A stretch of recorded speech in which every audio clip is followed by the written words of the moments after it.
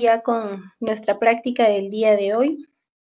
Espero que no estén tan cansados después de la teoría y del seminario y las clases previas. Hoy vamos a hacer un repasito corto de la práctica de la semana pasada, porque me han estado escribiendo de que hay alguna dificultad con alguna de las láminas. Entonces, vamos a empezar a hacer el repaso.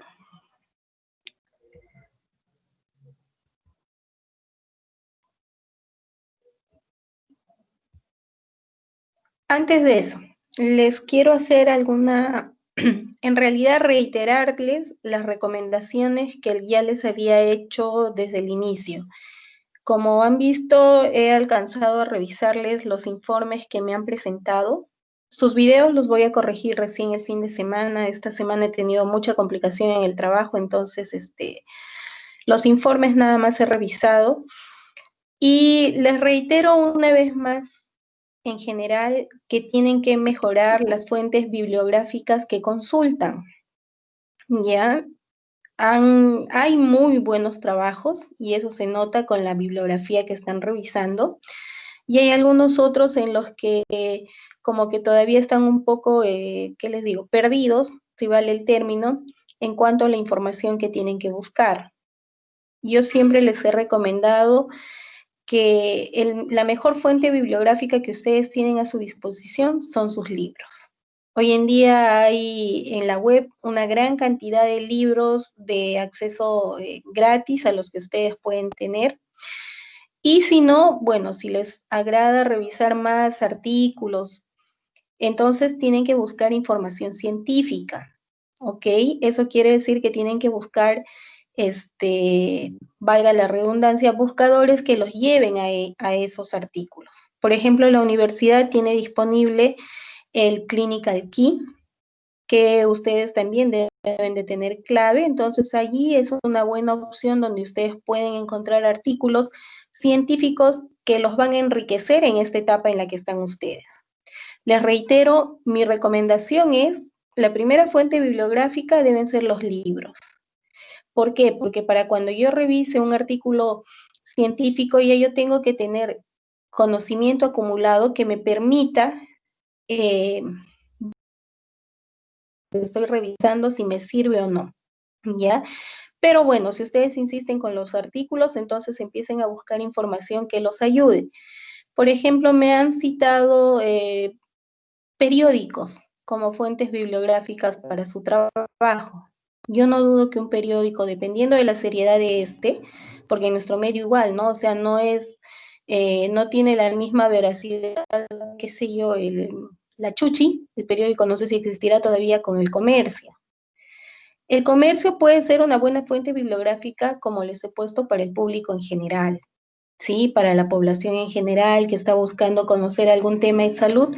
Bueno, sí, porque efectivamente ustedes, como profesionales de salud de renombre que van a escribir esos artículos. Pero igual, orientado, van a dar información destinada al público en general. No es lo mismo la información que yo le doy al público, la información que le doy al paciente y la información que le doy a un colega, que le doy a un alumno, ¿verdad? Es distinto porque todos tienen diferentes niveles de comprensión de lo que les estoy dando. Entonces, no es muy adecuado que ustedes revisen este tipo de bibliografía para hacer sus informes. Después, he visto también que han entrado a la página de una empresa que vende equipo médico y han cogido la información que tiene sobre un catéter que usan para medir la presión venosa central, en la que efectivamente describen qué es la presión venosa central, cómo se mide, qué sé yo, y eso es lo que han puesto en su trabajo y me han puesto la bibliografía, para que vean que sí les verifico lo que ustedes me ponen como bibliografía. Yo entro a esas páginas para ir mirando, ¿no? Qué información están revisando, porque es parte de mi trabajo irlos encaminando a lo que tienen que revisar para que incrementen su conocimiento. Después me han puesto la página de una empresa nutricional que efectivamente, ¿no? Ustedes saben que hoy en día están manejando mucho lo del consumo del agua y demás para hablarme de deshidratación. Yo, está bien, pueden revisar eso, pero no como una fuente bibliográfica en lo que concierne a su formación como médicos. Les reitero, libro, revisen libros. Cualquier libro de patología que ustedes tengan a la mano es valedero. ¿Sí? Si quieren ir a artículos científicos, hay buscadores, ya les he dicho, por ejemplo, la universidad tiene el Clinical Key, donde hay artículos muy buenos, incluso ahí les especifica si es información para pacientes, si es información para el público o es información para profesionales de la salud, ¿ya? Y hay otros buscadores que ustedes también conocen, el PubMed, el Medscape, eh, el Sci-Hub y muchos otros. Cuando ustedes entran, también me han puesto lo de la Clínica Mayo. La Clínica Mayo, es verdad, tiene mucha información y muy buena, pero también tiene, cuando uno entra a la página de la Clínica Mayo, te dice, ¿es información para paciente, es información para público o es información para profesional de la salud? ¿Ya? Entonces hay que tener cuidado con lo que ustedes buscan. Y ahora, no solo es que me pongan en la bibliografía, se nota, cuando ustedes redactan el trabajo, como ya desde que yo empiezo a leerles el contenido de sus respuestas, yo digo, ¿qué bibliografía me han revisado? Y efectivamente voy a ver y ahí encuentro que me han visto periódicos y todo lo que les estoy comentando. Entonces, hay que revisar más bibliografía que el contenido de sus trabajos, ¿ok? Eso por la parte teórica. Ahora vamos a pasar a ver la parte de la práctica, que como les digo, no he revisado los videos, pero ya me han hecho llegar vía correo algunas dudas, algunas inquietudes que han tenido. Entonces vamos a hacer un repaso rapidito de la práctica.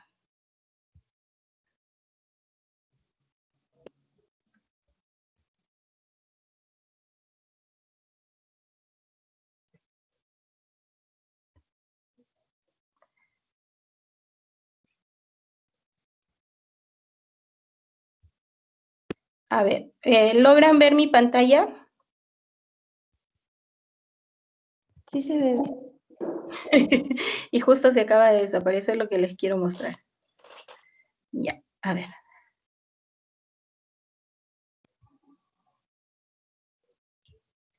Ya, ahí por un lado eso y por el otro.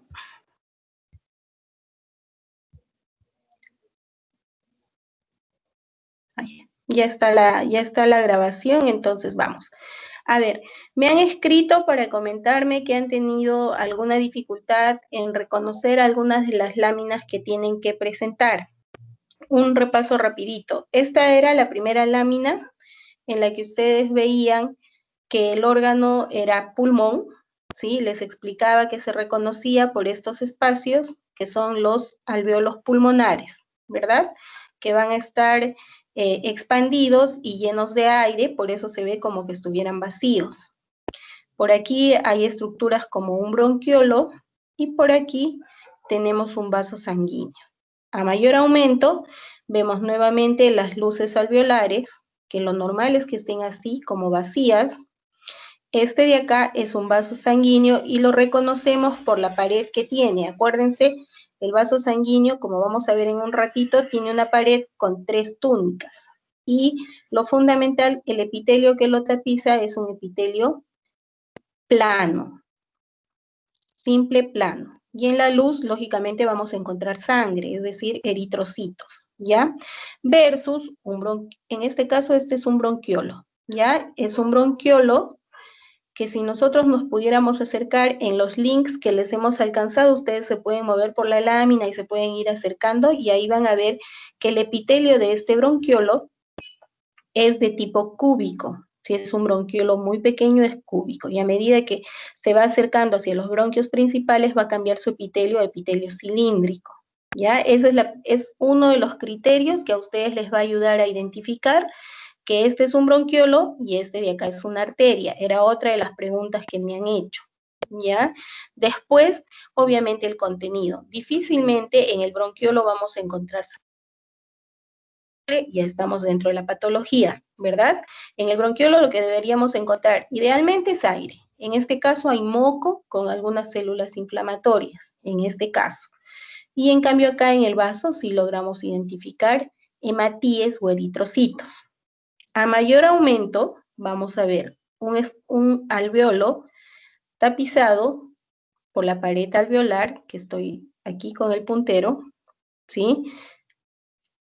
Que tiene una monocapa de células, es decir, una sola capa de células, que en este caso se van a llamar neumocitos, que son de dos tipos, les dije. El 2, que es así cúbico, con el núcleo redondito, y el neumocito tipo 1, que es este de acá, donde está el puntero, que el núcleo es aplanado.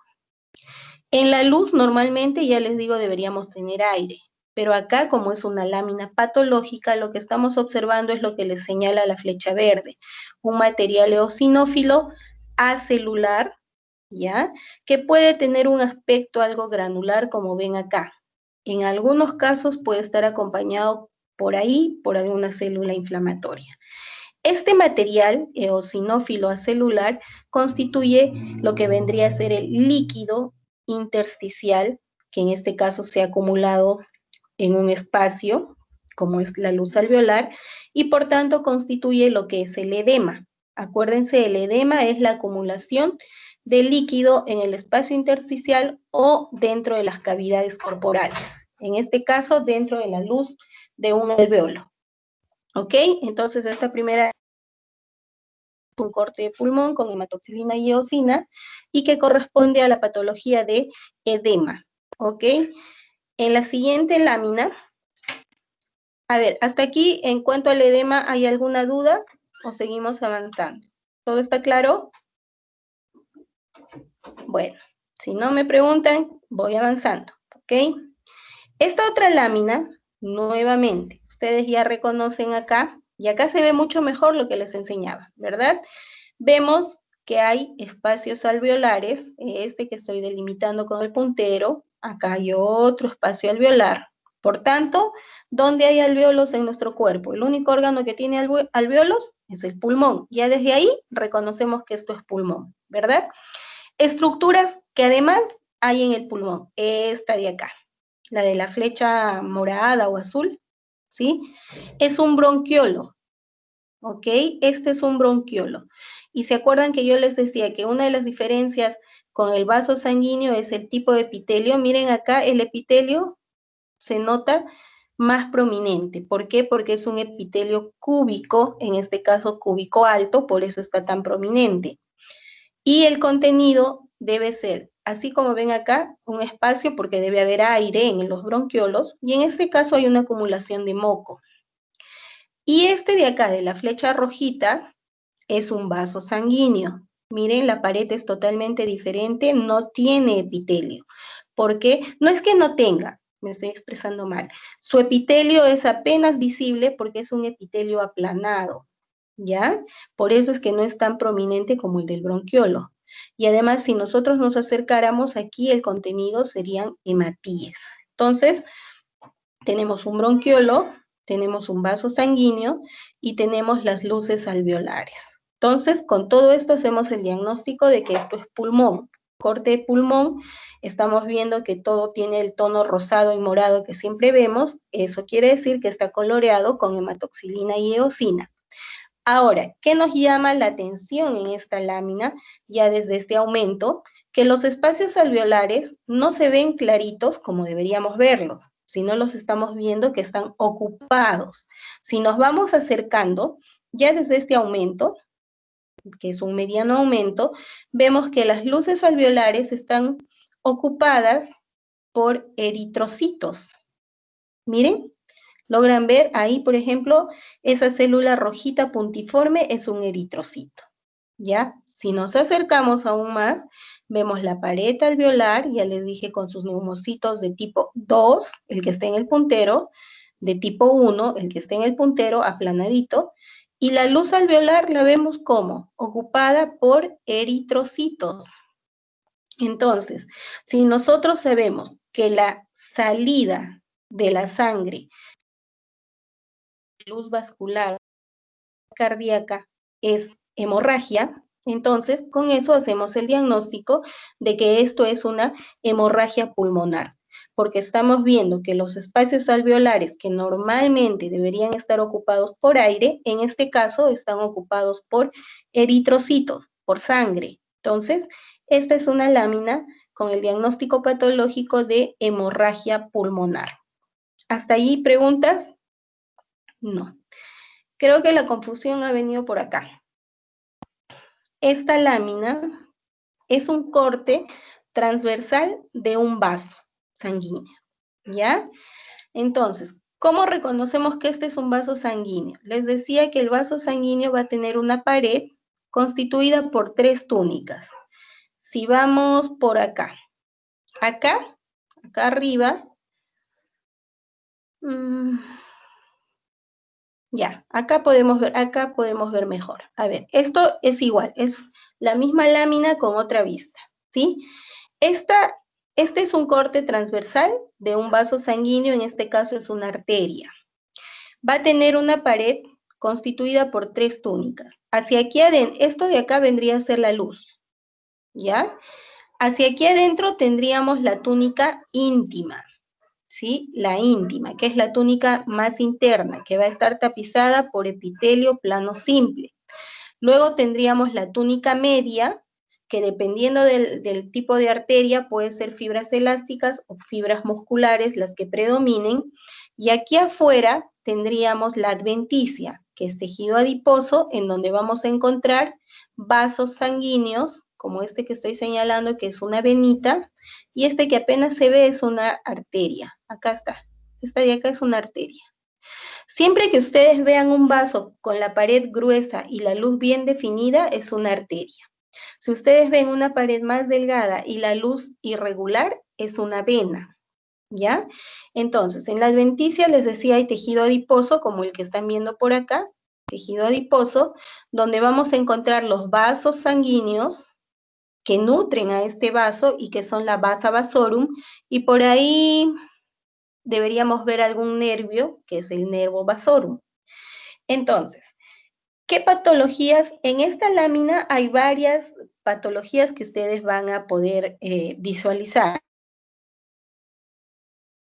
En primer lugar, si vamos aquí al poco aumento, vemos que ya la pared arterial ya tiene alteración, ¿verdad? La pared arterial debería verse como esta de acá, delgada, con sus 3 capas, ¿sí? Pero ¿qué sucede? Acá nosotros ya vemos un área que tiene una patología que incluso se ha desprendido. Si nosotros nos acercamos a esta área de acá, lo que vamos a tener es esto de acá. ¿Y qué es lo que estamos viendo? Lo que indica esta flecha rosada, esto que estoy delimitando con mi puntero, es un cristal de colesterol. Si ya yo veo cristales de colesterol en la íntima de la pared vascular, ¿a qué patología estoy haciendo referencia?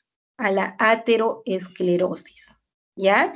La ateroesclerosis es una patología en la cual hay depósito de lípidos en la capa, en la pared vascular. Fundamentalmente se afecta la túnica íntima. Primero empiezan a llegar, les decía, los lípidos de tipo LDL, ¿ya?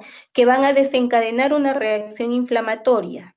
Es decir, vamos a encontrar infiltrado inflamatorio de tipo crónico mononuclear, porque es una patología de larga evolución, y además macrófagos que van a ir deglutiendo esta grasa, estos lípidos, con lo cual el citoplasma de estos macrófagos se va a tornear como que tuviera microgotitas de lípido en la luz, en su citoplasma. No sé si alcanzan a ver. Miren, ahí en mi puntero, ustedes están viendo. Yo lo voy a delimitar. Todito esto es el citoplasma del macrófago y dentro de ellos ustedes, no sé si alcanzan a visualizar, unas pequeñas gotitas que son de un color como si estuvieran sin pintarse. ¿Por qué?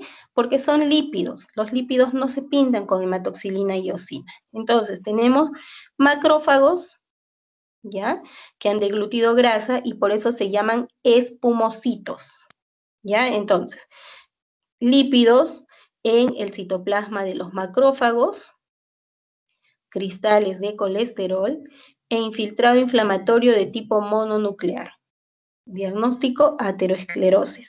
Ahora, en la evolución de esta ateroesclerosis les hemos dicho que van desde las estrías lipídicas, que son pequeñas, amarillentas y que solo veríamos estos espumositos, va avanzando hasta que ya se empieza a acumular cristales de colesterol, hay proliferación de las células miofibroblásticas, ya se empieza a afectar la túnica media y aparecen estos cristales de colesterol, entonces ya estamos empezando a hablar de la placa ateroesclerosa, que puede ser de tipo ateroma o de tipo fibroso. ¿Se acuerdan que les explicaba? Y esto sigue avanzando hasta que empiezan a aparecer lo que tiene acá. Este material, que también está señalado acá con la flechita amarilla, que son calcificaciones distróficas, ¿ya? Calcificaciones distróficas. Y que acá en la imagen el calcio se ha desprendido, por eso ha dejado como un espacio. Pero no se confundan, ahí hay unos restos que hacen notar que esa ha sido una calcificación distrófica. Todo esto hace el diagnóstico en esta pared vascular ateroesclerosis. Ya les expliqué. Primera patología que podemos ver. ¿Qué otra patología podemos encontrar acá? Cuando ustedes han presentado su informe me han descrito muy bien que la trombosis es el proceso patológico en el cual se va a formar un coágulo hemático en la luz de un vaso. Esto puede ser porque hay una lesión de la pared vascular por ateroesclerosis, por ejemplo, ¿ya? O pueden haber alteraciones en el sistema de coagulación, en el flujo sanguíneo. ¿Se acuerdan? Todo eso me han descrito muy bien. Entonces, aquí lo que hay es eso. Como hay una placa ateroesclerosa que incluso está calcificada, ha condicionado la formación de un trombo. Porque miren, la luz de este vaso está ocupado por un material hemático, ¿sí? Cuando digo hemático es porque es sangre, y la sangre, no se olviden, no solo tiene eritrocitos, tiene fibrina y tiene leucocitos, ¿sí? Y eso era lo que se acuerdan que les describíamos. Ay, no me acuerdo en qué lámina fue, que les mostré, ¿se acuerdan? Las líneas de Sang. A ver, vamos un ratito, si me permiten. Creo que acá en lo que ustedes tienen como su clase era donde, no sé si ustedes se acuerdan de las líneas de Sang. Les decía que cuando se forman los trombos,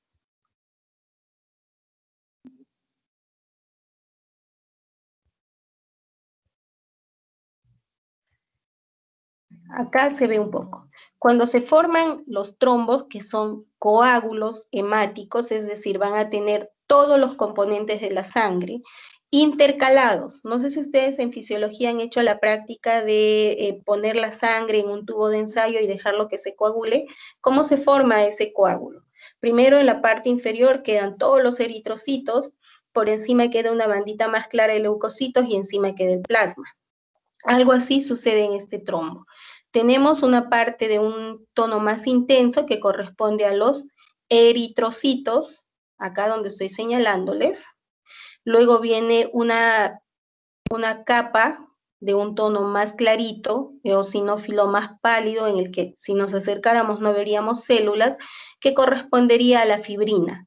Y el trombo crece así, intercalando una capa de eritrocitos con una capa de fibrina, otra capa de eritrocitos, otra de fibrina, y les decía que a eso se llaman líneas de Sang, característico del trombo, ¿ya? De la estructura del trombo, líneas de Sang. Entonces, aquí también se llega a diferenciar, sino que como sus ojitos son nobles todavía para esta patología, de repente se me van a perder un poco, por eso les mostraba en la otra imagen. Pero acá sí se identifican las líneas de sangre, no van a ver unas líneas más oscuras intercaladas con líneas más claras, son las líneas de Sang, y hacen el diagnóstico del trombo. El trombo tiene que cumplir ciertas características, ¿se acuerdan? Les decía que una de las principales y que acá se ve y que hace la diferencia con el émbolo es el anclaje, ¿sí? Este trombo está formado por todo el proceso inflamatorio y de coagulación que se ha producido en la pared del vaso sanguíneo. Por tanto, es como que fuera parte de esa pared, y a esa característica se llama anclaje. Otra de sus características es que va a crecer en el sentido del flujo sanguíneo, ¿ya? Entonces, esa característica de ser como parte de la pared, de estar anclado a la pared, hace la diferencia con el émbolo que vamos a ver enseguida. Ahora, este trombo tiene toda una evolución que ustedes me han descrito también en su trabajo, que es propagación, resolución, y si el proceso no mejora, entonces se va a empezar a organizar, y al organizarse va a formar una nueva luz, que es lo que vemos por acá, ¿sí? Está formando una nueva luz, y a eso se llama recanalización. ¿Ya? Entonces, en esta lámina ustedes ven la ateroesclerosis y el trombo recanalizado. Lo mismo sucede en esta otra lámina. Aquí se ve mucho mejor incluso. Miren, aquí está la pared, nuevamente la pared arterial gruesa. Por acá debería estar la íntima, acá arriba. Acá tenemos la túnica media y por acá la adventicia. ¿Ya? Igualito acá, íntima, túnica media y adventicia, pared arterial.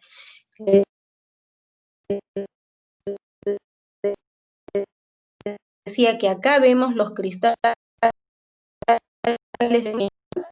¿ya? Son los cristales de colesterol.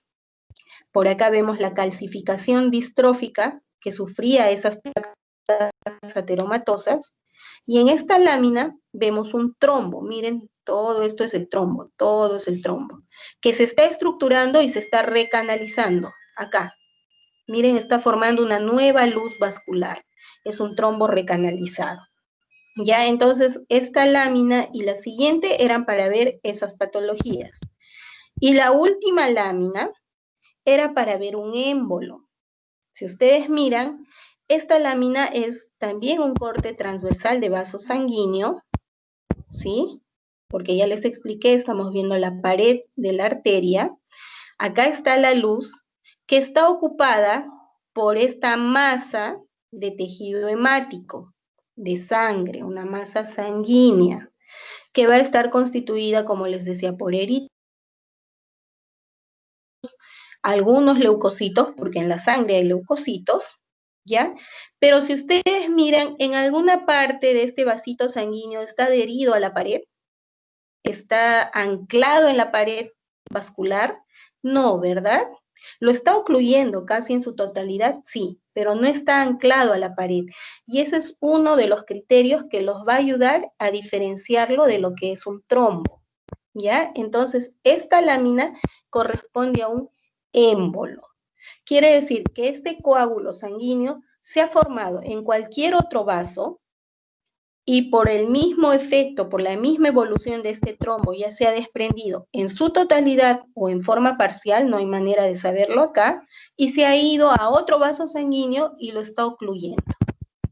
Eso es un émbolo que vemos acá, ¿ya? Entonces, Doctora, dime, creo que su pantalla se ha quedado congelada. ¿no están viendo esto? ¿Qué están mirando? La lámina 4, doctora. Ah, ¿esto? No, es la lámina 3, la que estamos viendo ahora. Ya. ¿Y ahora? ¿No ven el trombo? Ay, perdón, el émbolo. No, se ha quedado en la lámina 3. Jefe de la 4, pero se ha quedado así estancado. A ver, voy a salir y voy a volver a poner la pantalla, ya, a ver si... Vamos a cerrar esta y vamos a volver a poner, de repente, sí, el internet, como habrán visto, desde la tarde está que falla mi internet. Pensé que era por ay, ¿dónde está? Que era simplemente porque a esa hora todos estaban usándolo, pero parece que no. Ya, a ver, vamos a ver nuevamente dónde estamos acá. A ver.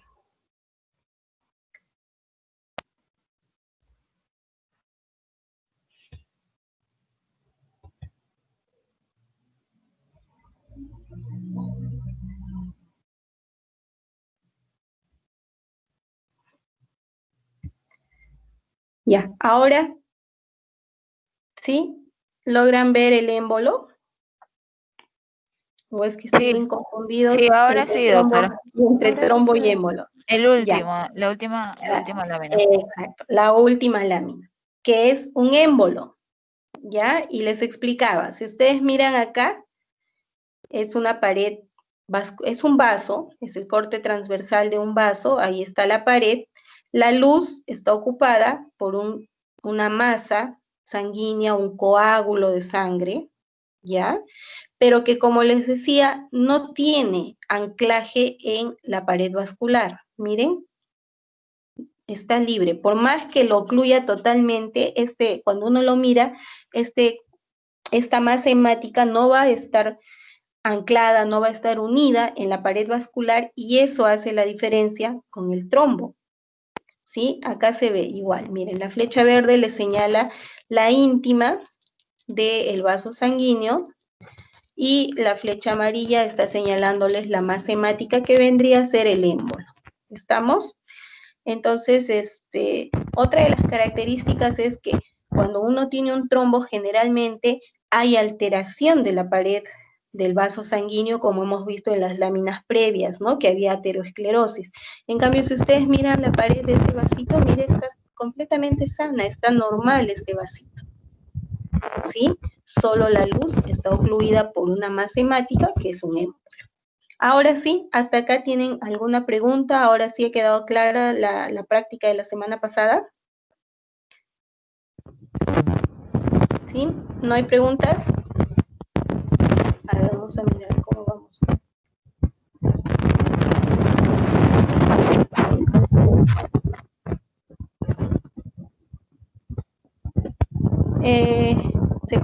Se congeló, ya, listo. Pero no hay ninguna pregunta. Entonces, si no tienen preguntas, yo espero de verdad haberles aclarado a todos los que me han escrito que cómo se diferencia el émbolo del trombo. También a los que me escribieron que querían que los ayude a diferenciar el bronquiolo de la arteria, ¿ya? Entonces, hasta ahí la práctica de trastornos hemodinámicos. Ya hemos visto edema, hemorragia, el trombo, aterosclerosis y embolia, ¿sí? Entonces, vamos a pasar a lo que, perdón, vamos a pasar a lo que sería la práctica número 6 de inmunopatología. Entonces, vamos a ver otras láminas, que es lo que ustedes tienen que presentar esta semana, y que también me han escrito diciendo, por favor, estamos un poco con dificultad, tenemos dificultad para poder diferenciar estas láminas. Hoy vamos a ver igual cuatro láminas. Pero ahí les comparto la pantalla para que ustedes puedan ver.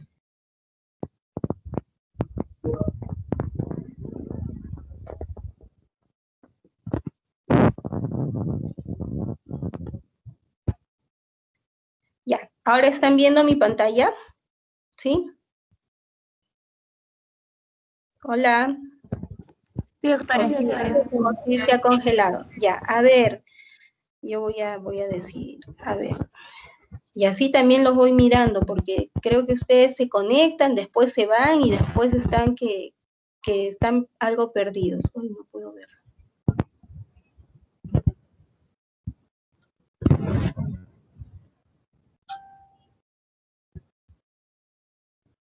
Ya, bueno. A ver, esta lámina, en la primera imagen les puse esta toma para que ustedes se puedan ubicar, ¿sí? Nuevamente, porque lo primero es que aprendan a reconocer el órgano que tienen que describir. ¿Cómo vamos a reconocer el órgano? Reconociendo estructuras típicas que cuando yo las vea diga, ah, esta lámina tiene este diagnóstico de órgano. En este caso, lo que ustedes están viendo en la flecha roja corresponde a un glomérulo, ¿sí? Si ustedes recuerdan sus clases de histología, esto es un glomérulo, que luego lo vamos a ver a diferentes aumentos. Pero acá tenemos un glomérulo, y en la flecha gris vemos un túbulo. Entonces, ¿en qué órgano hay glomérulos y túbulos? En el riñón. Entonces, este es un corte de riñón lo estamos viendo en rosado y morado, coloreado con hematoxilina y eosina. Para eso nos sirve esta visión panorámica de este órgano en el que nos hace reconocer estas estructuras que nos hacen el diagnóstico de este órgano.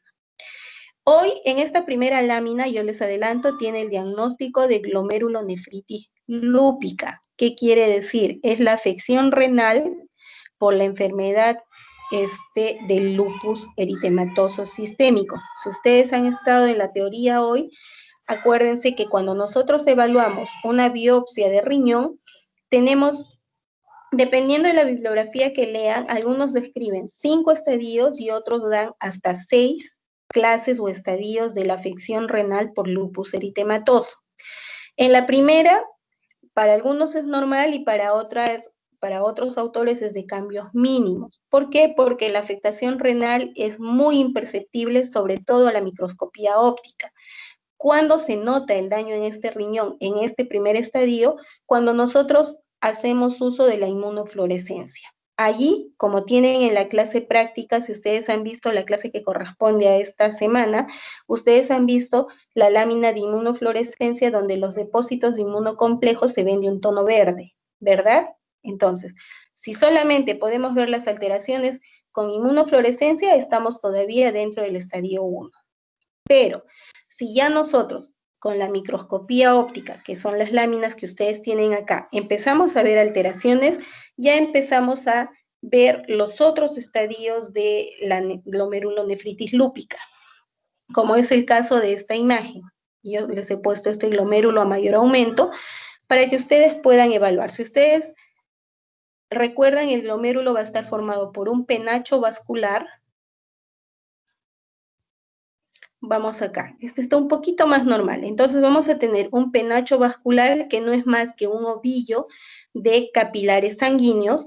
Dentro, en el intersticio de estos capilares, vamos a observar estas celulitas que son las células mesangiales, ¿ya?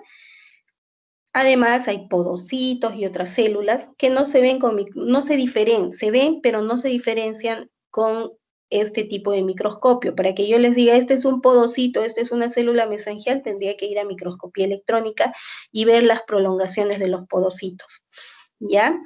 Entonces, ¿qué sucede? Si ustedes recuerdan cómo son los glomérulos, lo habitual, la literatura dice que lo habitual es que hayan entre 3 y 5 células mesangiales. Pero ¿qué sucede? Ustedes están viendo acá, ya a simple vista yo veo más de esa cantidad, ¿verdad? Entonces, ¿qué ha habido acá? Hay proliferación mesangial. También hay proliferación de las células del epitelio capilar. Entonces, hay una proliferación mesangial y proliferación capilar o proliferación mesangiocapilar. A este tipo de, a esta clase, la clase 2, le llaman así, mesangial.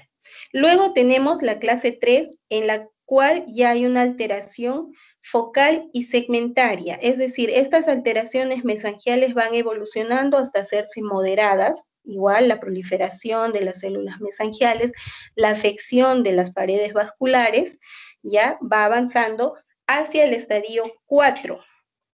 En el estadio 4, que se llama glomerulonefritis lúpica difusa o mesangiocapilar. ¿Qué es lo que vamos a ver? Que esta proliferación de las células mesangiales y del endotelio capilar ha ido avanzando, pero aún se conserva dentro del glomérulo.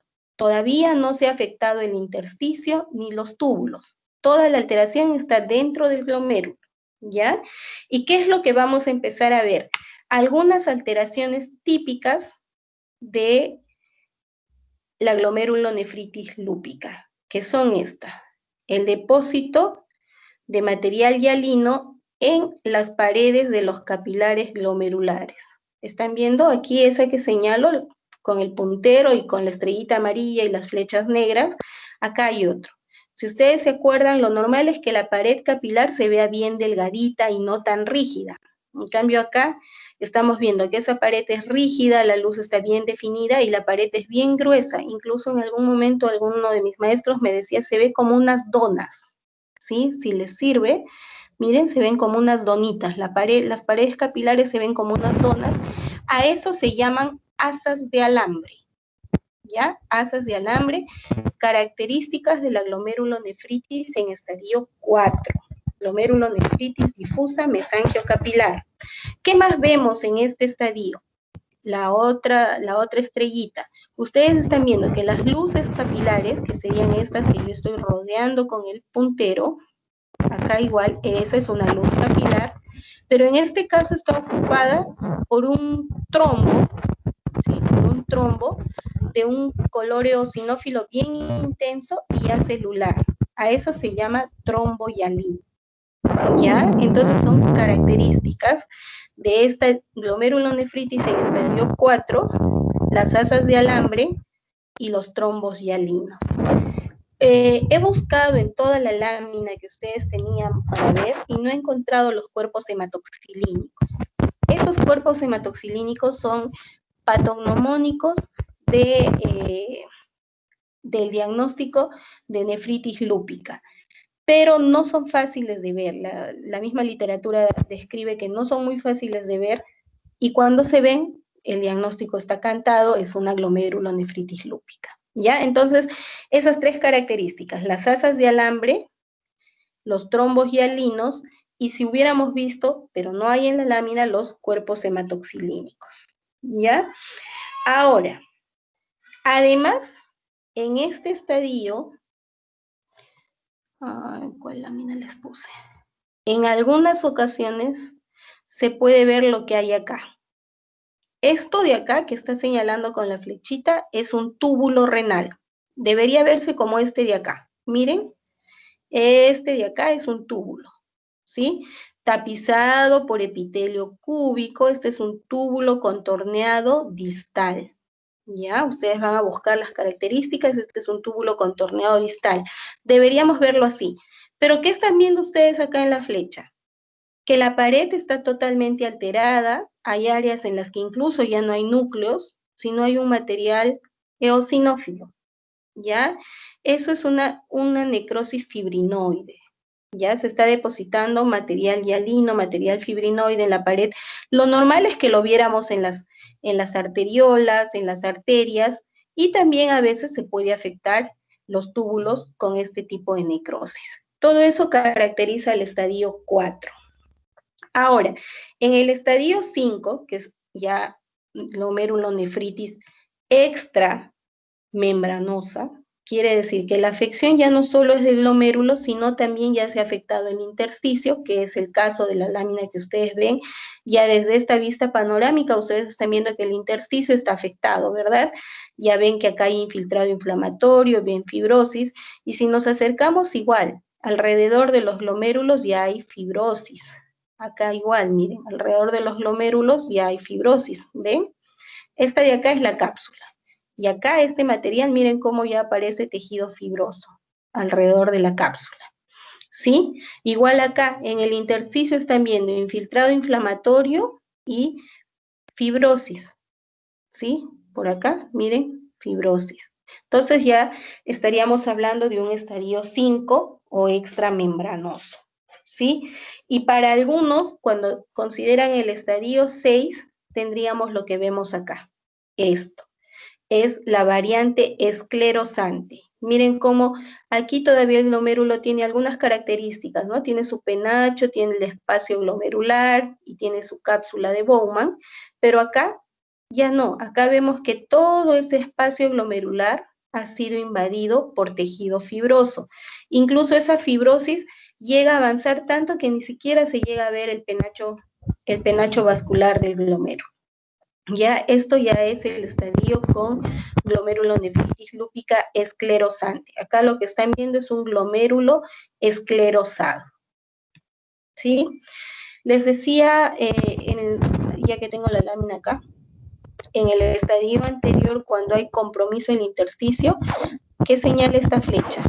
Linfocitos, infiltrado, inflamatorio, crónico, mononuclear, intersticial, porque está fuera de lo que es los glomérulos, fuera de lo que son los túbulos, Ya acá ya hay compromiso del intersticio porque vemos infiltrado inflamatorio de tipo linfocitario, vemos tejido fibroso, acá vemos tejido fibroso, y todo este compromiso del intersticio, ¿a qué nos va a llevar? Lo normal, si ustedes revisan, ven o traen a su memoria, lo normal es que los túbulos se vean como acá, uno junto al otro. Uno junto al otro. Los túbulos deben ser así. Cuando uno hace un corte de riñón, los va a ver así, pegaditos. Pero ¿qué estamos viendo acá? Que en este intersticio donde está proliferando el infiltrado inflamatorio crónico y la fibrosis, casi no hay túbulos. Por ahí ocasionalmente, miren, uno por acá, otro por acá, otro por acá. ¿Ya? Y estos túbulos, miren, están pequeños, con el epitelio también bajo. Eso constituye atrofia tubular, ¿ya? El infiltrado y la fibrosis han proliferado que está habiendo ya atrofia tubular. Este es un túbulo atrófico, ¿sí? Entonces, ¿hay alguna pregunta de la glomerulonefritis lúpica? Estas características son importantes porque por lo menos para los que hagan medicina interna, reumatología, van a ver que ahora, ¿por qué los patólogos se han preocupado tanto en ir identificando todo esto? Porque hoy en día con el avance, la evolución de la farmacoterapia, de la farmacología, entonces es importante determinar cuáles de todos estos criterios constituyen actividad de la enfermedad y cuáles nos indican cronicidad de la enfermedad. ¿Ya? Entonces es así que para que nosotros digamos que esta enfermedad está activa, lo que tenemos que ver es la proliferación celular. ¿Se acuerdan de la primera imagen que les mostraba donde veíamos la proliferación de las células mesangiales? En este caso no lo vemos, pero se puede lograr evidenciar infiltrado inflamatorio polimorfo nuclear, puede haber necrosis fibrinoide, ¿sí? Si viéramos los cuerpos hematoxilínicos, y otro criterio de actividad son estos, las crecientes epiteliales, ¿ya? Y los criterios de cronicidad serían todos los demás, la esclerosis glomerular, las crecientes fibrosas, que ya constituyen la esclerosis de los glomérulos, la atrofia de los túbulos renales, ¿sí? Y la fibrosis intersticial, como se ve acá. Esos criterios son de cronicidad. ¿Hay alguna pregunta respecto a la glomerulonefritis lúpica? ¿Todo está claro? Para que avancemos. Bueno, entonces vamos a la siguiente lámina. A ver, igual aquí necesitamos hacer el diagnóstico de órgano, que está un poco complicado porque ya está bien alterada.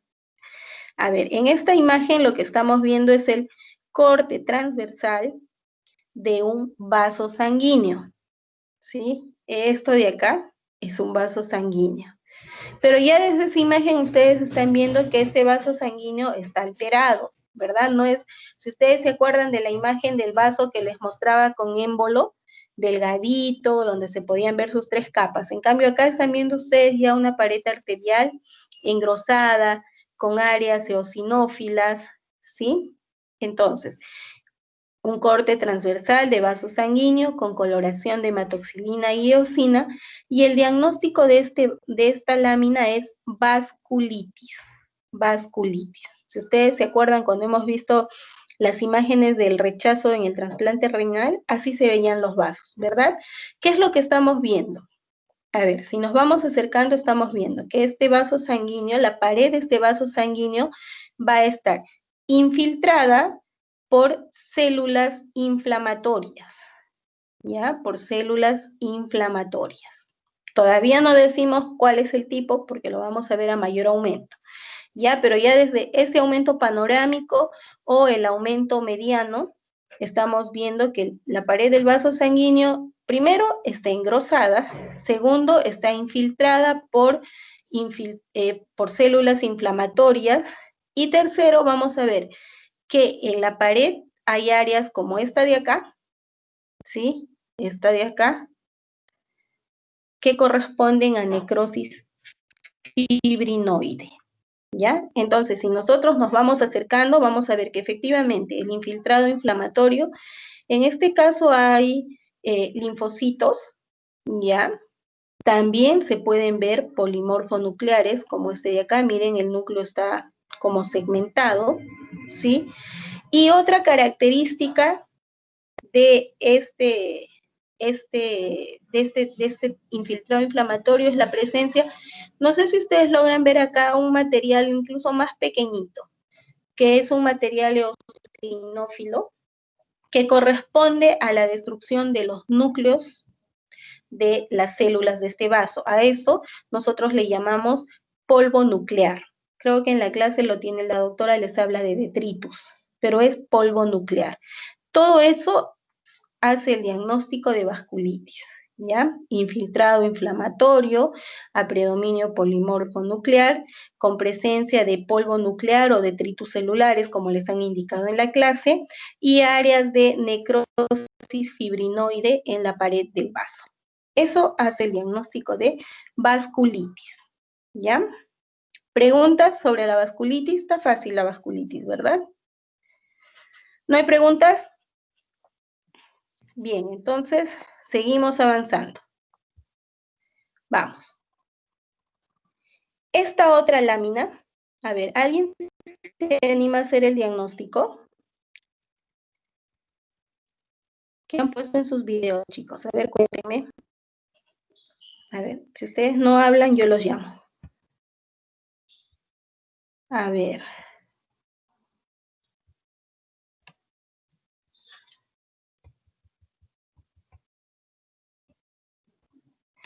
A ver, Carla Sofía Bardales. Carla Sofía Bardales. ¿Está? Hola. Carla Sofía Bardales. Nada. Blanca Dayana Castillo. Oh. Betty Chumacero. Betty Chumacero. Nada, se han ido todos, chicos, o se han dormido. Daniel Carranza. Daniel Carranza. Pero no reconozco la parte. Hola, hola, espérate. Ahí estás, Daniel. Te voy a poner la lámina. A ver. Esto de acá te va a hacer el diagnóstico del órgano. ¿Lo reconoces? No veo su puntero, pero... El que está en el cuadradito rojo con las flechitas. ¿No ves el puntero? No veo el cuadradito rojo, pero no Ya. recuerdo el nombre, pero, o sea, más o menos por la imagen me acuerdo que es un nódulo linfoide. Un nódulo linfoide. No. A ver, lo primero les decía que hay que aprender a reconocer el órgano, ¿ya? Y estas estructuras de acá nos van a hacer el diagnóstico de este órgano. Gracias, Daniel. Nos van a hacer el diagnóstico de este órgano. En este caso, lo que estamos viendo son estructuras redondeadas, tapizadas por epitelio cúbico simple y que en el centro tienen un material eosinófilo coloideo. Entonces, ¿qué les acabo de describir?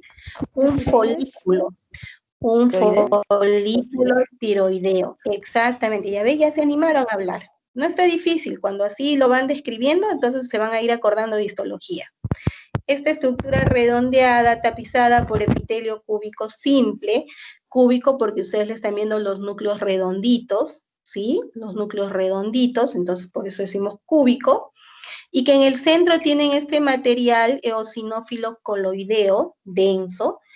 Entonces, eso me ha hecho la descripción de un folículo tiroideo. Y si yo tengo folículos tiroideos, ¿qué órgano estaremos viendo? Glándula tiroides, ¿ya? Glándula tiroides. Con coloración de hematoxilina y eosina nuevamente, porque estamos viendo rosado y morado, ¿ya?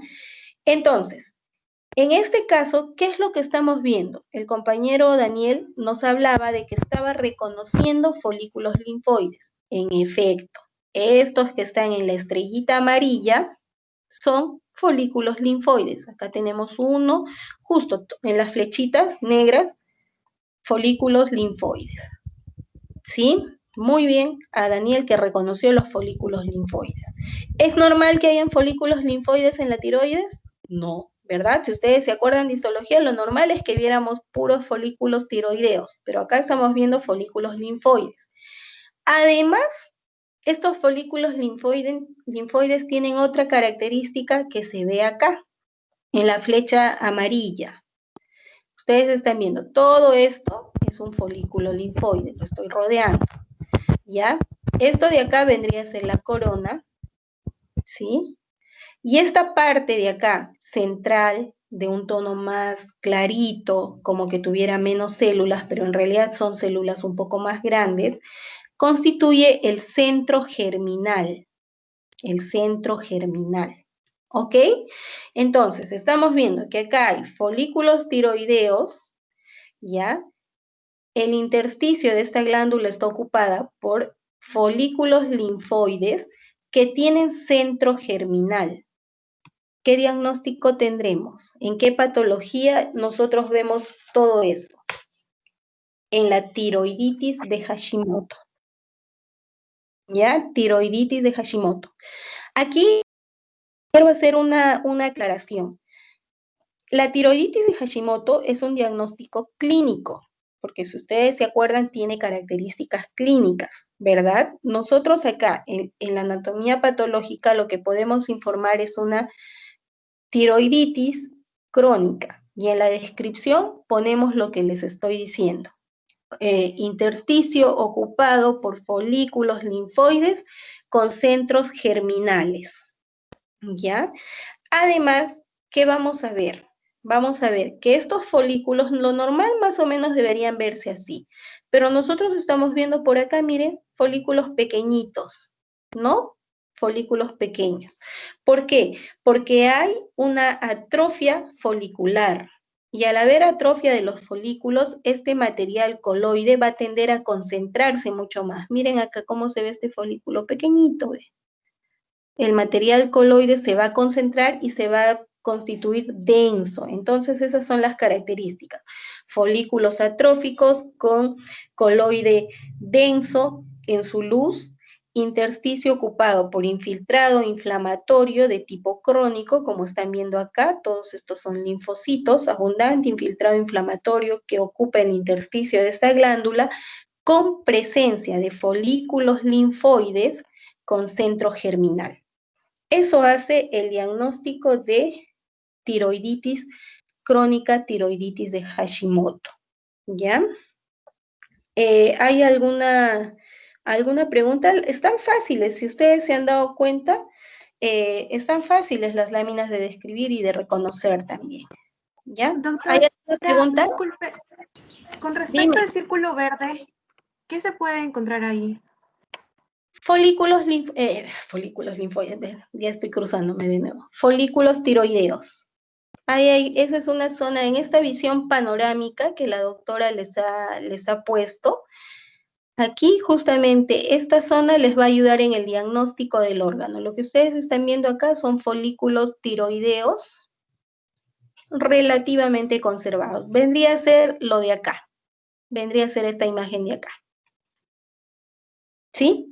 Y acá se ve igual, ¿no? Se ve el folículo a mucho mayor aumento, en la cual ya estamos viendo el epitelio que está alterado, ¿sí? Y el infiltrado inflamatorio. ¿Alguna otra pregunta?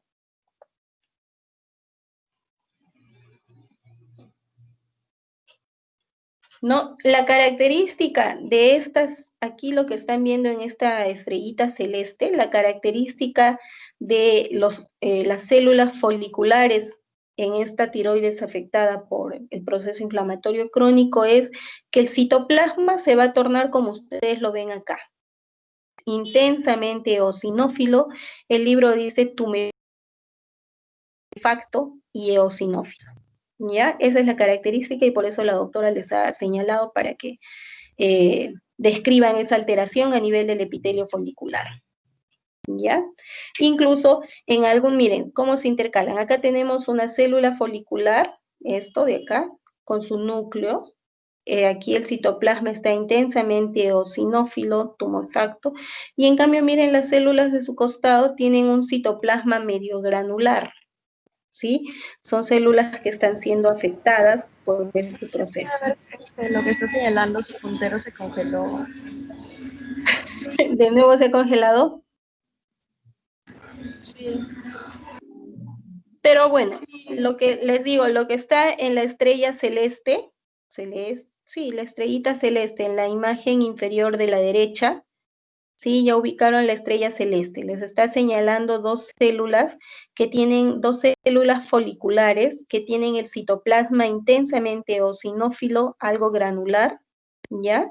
Es la característica de la alteración que sufren las células del epitelio del folículo tiroideo cuando hay esta enfermedad. ¿Sí? ¿Alguna pregunta?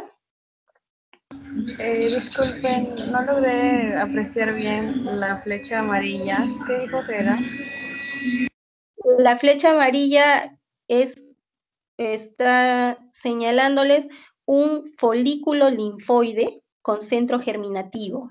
Esta área central, no sé si ya pueden ver el puntero, si ya se descongeló. La ventana, centro germinativo, ¿ya? Y esa es característica de esta patología. Si no hubiera folículos linfoides, no puedo decir que es una tiroiditis de Hashimoto. Pero si yo veo los folículos linfoides con estos centros germinativos, ahí sí puedo ayudar al clínico a hacer el diagnóstico de tiroiditis de Hashimoto, ¿ya? Y es bien, les decía, por ejemplo, en patologías como esta, es importante que ustedes aprendan los criterios histopatológicos de esta enfermedad. ¿Por qué? Porque van a ver, si llegan a ser endocrinólogos, internistas o como médicos generales también, el diagnóstico de tiroiditis de Hashimoto es un diagnóstico clínico, ¿ya? Si ustedes me mandan esta glándula tiroides, yo lo que voy a hacer es, les voy a describir todos estos hallazgos que les acabo de decir, folículos linfoideos, alterados, con células foliculares, con citoplasma eosinófilo ligeramente granular, algunos folículos atróficos con escaso coloide denso, intersticio ocupado por abundante infiltrado inflamatorio mononuclear crónico, con presencia de folículos linfoides con centro germinal. Yo, para ayudarlo, les puedo poner compatible con tiroiditis de Hashimoto, ¿ya? Entonces, pero si no, se los dejo en descriptivo y les pongo a hacer correlato clínico patológico, ¿ya? Entonces, ustedes ya ven por qué tienen que aprender bien los criterios, porque imagínense que sean endocrinólogos y yo les pongo toda esta descripción para que ustedes lleguen, o sea, confirmen su diagnóstico de tiroiditis de Hashimoto o no. Porque hay otras tiroiditis crónicas en las que incluso se llegan a ver los folículos linfoides, pero no el centro germinal. Entonces yo les pongo ahí tiroiditis crónica folicular. Un criterio importante para hacer el diagnóstico de tiroiditis de Hashimoto es que esos folículos linfoides tengan este centro germinal que están viendo en la flecha amarilla. ¿Sí? ¿Alguna otra pregunta? ¿No? Listo. Entonces, seguimos avanzando. Y finalmente, vamos a la última lámina. Esta está un poquito más difícil de que hagan diagnóstico. ¿Hay alguien que se anima a hacer el diagnóstico? ¿No? Quiere decir que no han hecho sus videos todavía. Doctora, no se puede ver la última lámina. Se congeló. ¿Acá? De nuevo, oye, el internet está fatal. A ver. ¿Ya se descongeló nada? No. Aún no. ¿Ahora? ¿Nada? No. No, Ya, doctora, pues, sí. voy a hacerlo de eso un rato, ¿sí? Voy a dejar de compartir y voy a volver a ingresar a ver si así solucionamos. Ya, a ver, nuevamente vamos a entrar a ver si. Y eso que ya incluso ahora he conectado el cable. ¿Nada o sí? ¿Ya pueden ver la última lámina? No, doctora, todavía no se ve. ¿Pero están viendo mi pantalla o no? No, No, está doctora. compartiendo pantalla. Ah, ya, entonces ahora ya es otro el tema. A ver, vamos a entrar nuevamente a compartir pantalla. Acá.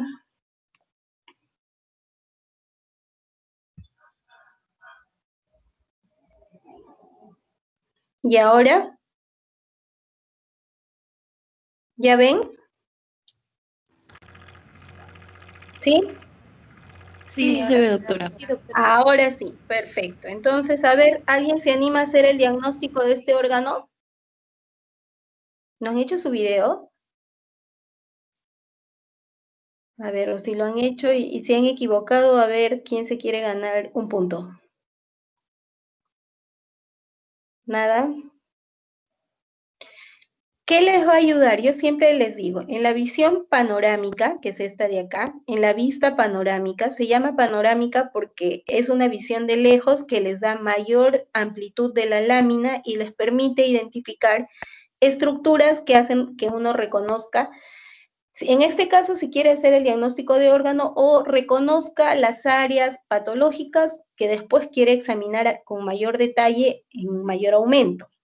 En este caso, esta área de acá les va a ayudar a hacer el diagnóstico del órgano al cual corresponde. A ver, ¿se acuerdan que describíamos espacios ocupados por aire? Ya, así sí, ¿no? Entonces, decíamos que estos espacios ocupados por aire, tapizados por una monocapa epitelial constituida por neumocitos, ¿qué son los alveolos? Efectivamente, en este foquito de acá, esto es una biopsia pulmonar, ¿ya? Es una biopsia, por eso tiene esa formita, es una biopsia. Entonces, acá están viendo, ¿no?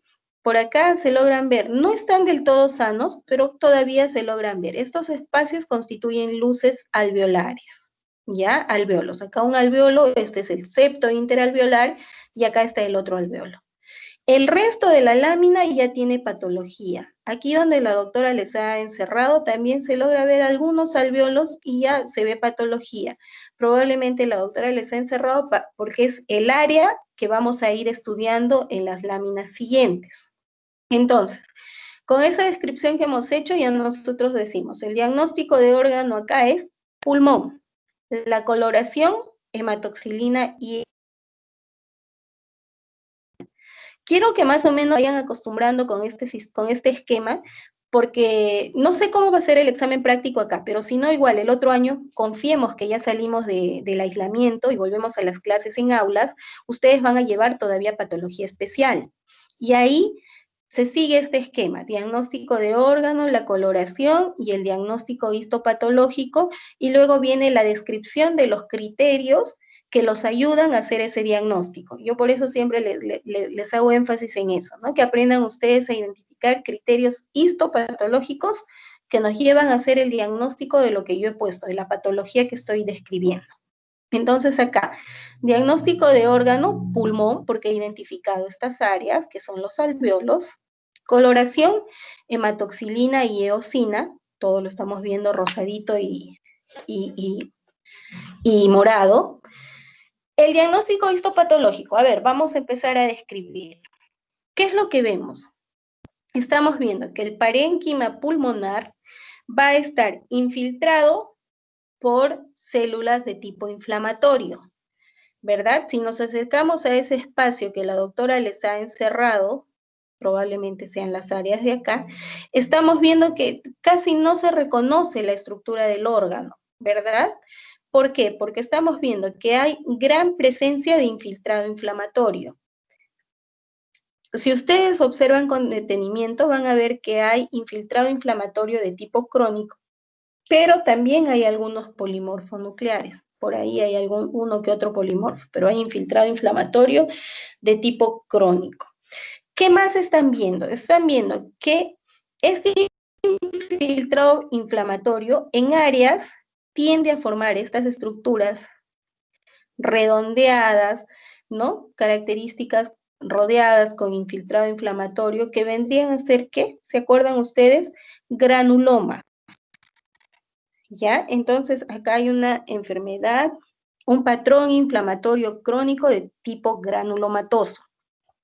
Si nosotros nos seguimos acercando, y es la imagen, o bueno, si ya esta imagen ustedes acuciosamente han visto que este es un macrófago que está bien grande y que en el citoplasma, ¿qué están viendo? Ustedes logran ver ahí unas estructuras redondeadas, pequeñitas, que tienen una cápsula bien delimitada. Yo les he puesto el puntero, no sé si logran ver ahí ustedes, si mi puntero está bien. Ahí, acá hay otro, por acá hay otro, que corresponden a hongos. Acá en las flechitas, en la estrellita amarilla que la doctora les ha puesto, igual, ¿sí? Ustedes ahí tienen uno, por acá mayor aumento. Miren, estructuras redondeaditas, pequeñitas, que corresponden a un hongo dimórfico, que vive en los suelos que han sido contaminados por heces de aves y que uno lo adquiere por vía inhalatoria. Estamos hablando del histoplasma, ¿ya? Si ustedes leen, creo que en el segundo seminario, creo, habían patrones granulomatosos de pulmón. Ahí, por ejemplo, les describen muy bien todas las características del histoplasma. Es un hongo dimórfico que mide entre 1 y 3 micras, por eso se ve tan pequeñito. ¿Ustedes se acuerdan cuánto mide un linfocito? El linfocito mide más o menos 7 micras, ¿ya? Por eso siempre uno va comparando, ¿no? Con el linfocito que mide 7 micras. Entonces, imagínense, si un linfocito mide 7 micras y se ve tan pequeño, a una estructura que mide de 1 a 3 micras, ¿cómo lo vamos a ver? Como se ve acá, pequeñita, pequeñita. Se ve, no sé si ustedes han visto imágenes, la característica cuando uno tiene aceite de inmersión, por ejemplo, se ve con la cápsula bien delimitada. ¿Ya? Esa es la característica. Estructuras intracelulares pequeñas, de 1 a 3 micras, con la cápsula bien delimitada, que corresponde al histoplasma. Las alteraciones que produce es un patrón inflamatorio crónico de tipo granulomatoso en el pulmón. En algunos casos, dentro de estos granulomas, podemos encontrar necrosis, ¿ya? Necrosis que nos podría hacer sospechar que se tratara de una tuberculosis. Pero la característica es que acá en la histoplasmosis la necrosis es de tipo coagulativa, ¿ya? No gaseosa como la de la tuberculosis. Además, ¿qué otra cosa nos hace la diferencia de la tuberculosis? Es, ustedes en estos granulomas aquí, ¿están viendo que hay células gigantes? No, ¿verdad? No vemos células de Langhans. Entonces, eso nos ayuda a diferenciarlo de la tuberculosis. Entonces, ¿cuáles serían los criterios del diagnóstico? Tendríamos parénquima pulmonar con un patrón inflamatorio crónico granulomatoso, ¿ya? Que en algunas áreas los granulomas no se ve acá, pero en algunas áreas, probablemente si moviéramos más la lámina, encontraríamos que en algunas áreas estos granulomas pueden tener necrosis de tipo coagulativa. Y si nos acercamos, lo que veríamos es esto, macrófagos, ¿sí? En cuyo interior observamos acá, a los hongos, a las esporas de los cistoplasmas, que ya les dije, miden de 1 a 3 micras, tienen una cápsula bien definida. La coloración más indicada para hacer este tipo de diagnóstico serían cualquiera que tengan impregnación de plata, impregnación argéntica, es decir, la de Grocod, la metanamina argéntica, cualquiera de esas nos ayudarían a ver el hongo bien definido de un tono negro. Pero como esto es hematoxilina y eosina, sí se llega a ver. Ahí en el puntero, en la flechita, en la estrellita amarilla, ustedes están viendo. Allí, acá también, miren, ahí está el hongo y acá también tenemos a los histoplasmas. ¿Sí? ¿Cómo se van a ver las luces alveolares? Como las están viendo acá. Algunas colapsadas y otras sobredistendidas, incluso, ¿por qué? Porque tiende a haber compensación, ¿no? Entonces vamos a ver áreas con colapso alveolar y áreas con distensión alveolar, que incluso en algunas áreas llega a haber ruptura de los septos, como acá, miren. Justo en el extremo hay ruptura de los septos, porque es tanto el enfisema que se forma en esa área, ya que todo el resto del pulmón está ocupado por este infiltrado inflamatorio, que llegan a haber áreas con esas características, distensión alveolar con ruptura septal. Luego todo el resto está ocupado por infiltrado inflamatorio crónico con patrón granulomatoso. También puede haber fibrosis en esta imagen, y acá también, miren, estas fibras, ¿sí? Hay fibrosis intersticial, ¿ya? Como se ve acá, miren. Porque la histoplasmosis es un cuadro de evolución crónica, ¿no? Entonces ahí está, ¿sí? Fibrosis intersticial. ¿Listo? ¿Hay alguna pregunta? ¿Algo que les haya quedado duda? ¿Algo que quieran que les explique? ¿No? Sí, doctora, disculpe, lo del círculo anaranjado que dijo que era, lo de la derecha. Infiltrado inflamatorio mononuclear, Ah, crónico, ok. linfocitario, y los celestes vendrían a ser los granulomas, ¿sí? Y la flecha verde, disculpe. Eran los macrófagos conteniendo los histoplasmas. Gracias.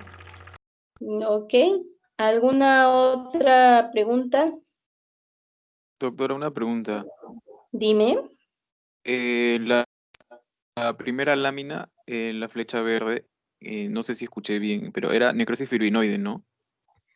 Vamos. No sé a cuál. ¿Estás viendo la lámina?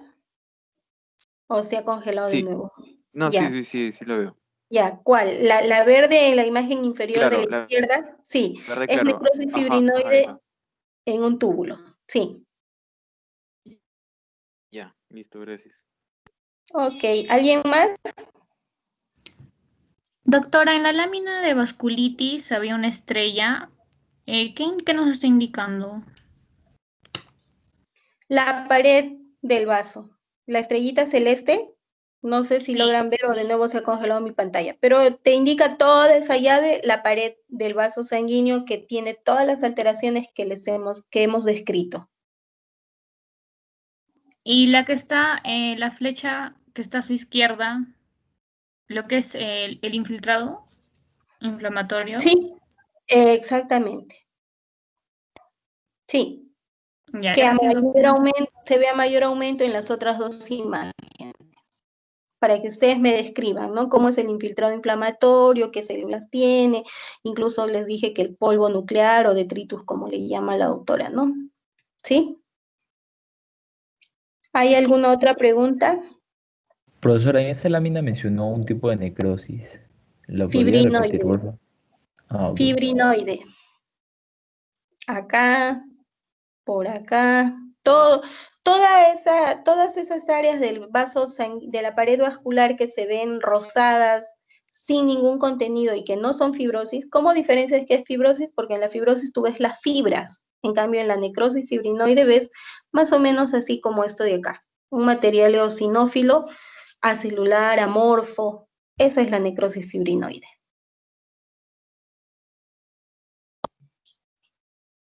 ¿Alguna otra pregunta?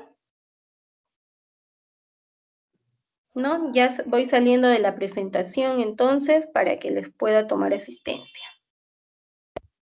Listo. Si no hay más preguntas, más dudas, comentarios, entonces, no se salgan todavía un ratito, por favor, déjenme tomar asistencia. Ya. ¿Alguien me quería preguntar algo?